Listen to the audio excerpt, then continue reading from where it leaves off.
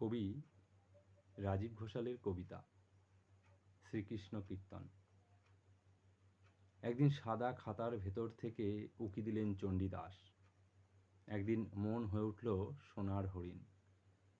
মায়াবন রইল না কোথাও, ছুটতে ছুটতে পিপাসার্ত হরিণ ঘাটে ভিড়লে রামীর সঙ্গে দেখা, সীতাচুরির গল্প।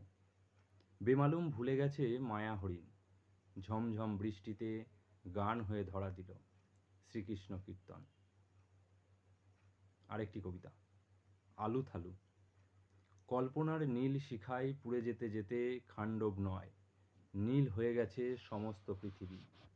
ত্রাহি ত্রাহি করে বেরিয়ে আসা ময়দানব গড়ে তুললেন পাহাড় নদী ঝর্ণা, পশু পাখিদের বসত বাটি। যদিও এসবের সঙ্গে নীলকণ্ঠের যোগ নেই, নীলনদের কথাও এখানে অবান্তর। আকাশ জুড়ে রাঙা মেঘ, আলু থালু ভেবেছে হয়তো নিবেদনের কথা। নীলনদ ভেসে গেলে গণ্ডকীর কি বা আসে যায়।